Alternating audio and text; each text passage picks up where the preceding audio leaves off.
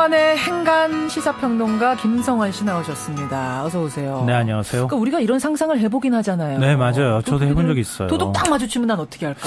혹시 야구방망이를 집에다 숨겨놔야 되나 이런 생각도 해본 적이 있거든요, 하죠. 사실은. 근데 이제 그런 일이 벌어졌고 그래서 제압을 했는데 거기서 문제가 생긴 거. 청취자 의견도 다양해요. 8404님은 뇌사를 당한 그 도둑 입장도 좀 생각해 봐라. 이거는 과한 거다라는 분도 계시고 반면에 1833님은 그럼 도둑 들면 이게 전치 몇 주나 나올까 생각하고 제압해야 그렇죠. 되느냐. 네, 경계가 아주 애매모호한 것 같아요. 네, 네, 맞습니다. 한 번쯤 생각해볼 문제라 오늘 저희가 짚어봤는데요. 네. 곰곰이 좀 더 생각을 해보죠. 예, 맞습니다. 행간 뭐 가지고 오셨어요?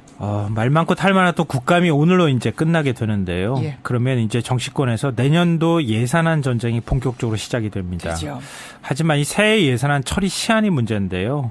올해 예산안은 법정 기한 내에 통과할 수 있을지 그 행간을 좀 살펴볼까 합니다. 사실은 지금은 국감에만 우리가 온통 관심이 쏠려 있잖아요. 네, 그랬죠. 예산안 생각은 미처 못했거든요. 근데 거꾸로 생각해 보면요, 올해가 2달밖에 안 남았어요. 그 약간 한 살 더 먹게 된다고 해서 서글프기도 한데. 10월의 마지막 주네요. 예, 맞아요. 그러니까 내년 예산안 처리하는 기한도 이제 한 달밖에 안 남았다고 생각하시면 되는데요. 그러네요. 예산안 심사 일정부터 간략히 소개해드리면요, 내일부터 상임위별로 본격적으로 예산안 심사가 시작이 됩니다. 내일부터. 이 모레는 박근혜 대통령의 예산안 시정연설이 있게 있죠. 되죠. 그 직후에 여야 지도부 회동이 있기 때문에 이때 아마 예산안 처리도 언급이 될 것 같고요. 예. 또 31일부터는 국회 대정부 질문이 시작이 됩니다.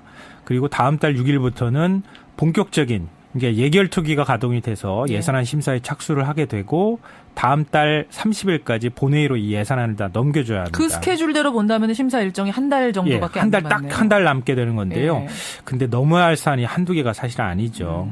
왜냐하면 6개 상임위원회가 예산심사 소위도 지금 꾸리지 못한 상태입니다. 그래요? 이거 꾸리고 뭐 이렇게 이런저런 논의를 하다 보면 시간이 지나갈 거고요. 쟁점 사항도 굉장히 많습니다. 아시다시피 공무원 연금 개혁, 이거 최대 쟁점이 될 것 같고요. 세월호법 문제도 있고 정부조직법 처리 문제도 남아 있고요. 또 지금 서민 호주머니 턴다 그래서 논란이 많은 담배값 인상 문제, 주민세, 자동차세 인상 문제, 여러 가지 문제들이 너무 많습니다. 줄줄이 걸려 있죠. 이게 이제 협상이 어느 것 하나라도 틀어지게 되면 예산안 심사가 원활하게 이루어지지 못할 수도 있는 거죠. 근데 올해는 그 국회 선진화법 때문에 예산안이 자동 상정되는 건 아니에요? 네, 자동 상정된다고 생각을 하고 있죠. 네. 모든 분들이. 국회 선진화법에 따라서 예산안이 자동으로 부의되도록 이렇게 돼 있는데요. 이 헌법에는 국회가 다음해 회계연도가 시작되기 30일 전인 12월 2일까지 예산안을 처리하도록 규정이 되어 있습니다. 그렇죠. 그러니까 정리를 하자면 올해는 12월 2일까지 자동 부의 조항까지 있으니까 내년 예산안을 처리해야 된다. 이렇게 정리할 수가 있는데요. 근데 이 말대로 과연 처리할 수 있을지 이게 이제 논란이고 여기에 숨은 행간이 있습니다. 과연 12월 2일 그 기한까지 처리가 될 것인가. 그 말씀은 처리 기한을 넘길 수 있을 거다 이렇게 보시는 거예요. 넘길 두 가지 거다? 가능성 때문인데요. 첫 번째로는 국회법 제85조 3항을 둘러싼 해석의 차이 때문입니다. 3항이 뭔데요? 이 조항은 이제 예결특위 심사가 이루어지지 못하면 12월 1일 국회 본회의에 예산안이 자동 부의된 것으로 본다. 이렇게 이제 규정이 되어 있는데요. 여기서 부의란 표현이 문제가 됩니다. 부의란 표현은요, 정확하게 의미를 설명드리면 안건을 토의에 붙인다. 이런 의미입니다. 그러니까 우리가 상정하는데 정확하게는 상정이 아니라 부의인데요. 상정은 표결을 위해 안건을 회의석상에 올린다. 이런 뜻입니다.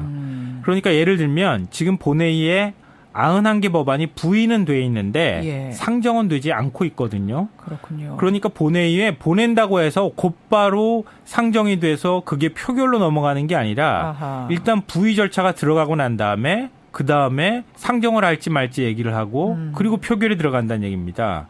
그러니까 부의가 곧 상정을 의미하는 건 아니라는 얘기죠. 그러네요. 근데 만약 이런 상황에서 여야 합상이 삐끗해버린다? 그러면은 새누리당은 입법 취지가 상정이다. 그러면서 단독 상정을 강행할 가능성이 높고요. 그러면 야당은 무슨 소리냐. 이게 상정이 아니라 부의다. 그러면 상정하려면 여야 합의가 있어야 되는 것 아니냐. 이러면서 상정이냐 부의냐 가지고 서로 싸울 가능성이 아주 높다는 85조 거죠. 3항을 둘러싼 해석. 그 해석을 놓고선 여야가 자신에게 유리하도록 다른 해석을 할 가능성이 있다. 네, 이걸 맞습니다. 염려하시는 거군요. 그럼 나머지 한 가지 이유는 뭡니까? 국회의장의 선택이 문제인데요. 국회법에는 국회의장이 각 교섭단체와 합의할 경우에는 자동 부의를 하지 않을 수 있다. 이런 단서 조항이 또 있습니다. 그래요.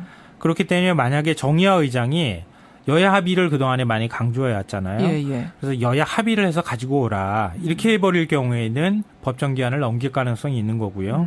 또 다른 말로 표현하게 될 경우에 여야가 만약에 우리가 좀 더 협의할 시간이 필요하다. 시간을 좀 더 달라. 이렇게 해버릴 경우에는 또 법정 기한을 넘겨서 상정해서 처리할 가능성도 얼마든지 있다는 거죠. 예, 예. 그러니까 이쪽으로 가도 그렇고 저쪽으로 가도 그렇고 서로 미뤄질 가능성이 아주 매우 높은 상황이 될 수도 있는데요. 그러네요.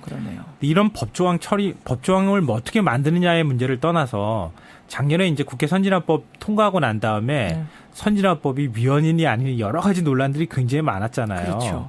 근데 그러고 난 다음에 지금 그걸 다시 꺼내가지고 얘기를 한다는 것도 여러 가지 논란의 소지가 있는 것이고요.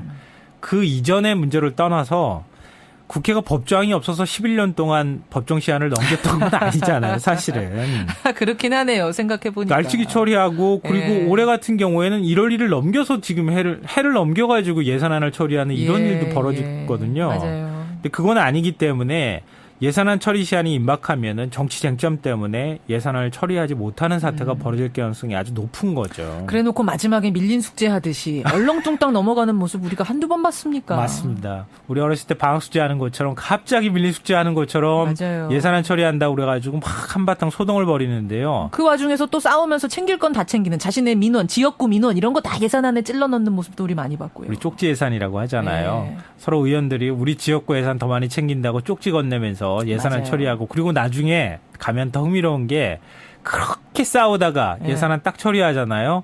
손잡고 해외로 슝 하고 비행기 타고 날아가잖아요. 그러다 또 카메라에 포착이 됩니다. 그래요. 올해는 좀 그런 일 없었으면 좋겠는데요. 지금 여야가 정치개혁특위 만든다고 해가지고 정치 불신만 해소한다고 막 얘기하잖아요. 예. 올해는 예산안 심사 좀 꼼꼼히 하고 부탁드립니다. 법정 처리 기한 넘기는 이런 사태 다시는 벌어지지 않았으면 좋겠고요. 예. 그런 관행이 다시 재현되지 않는다고 하는 그런 약속을 좀 국민들한테 해줬으면 좋겠습니다. 김성환의 행간, 김성환 씨 수고하셨습니다. 네, 고맙습니다. 저는 잠시 후에 뵙죠.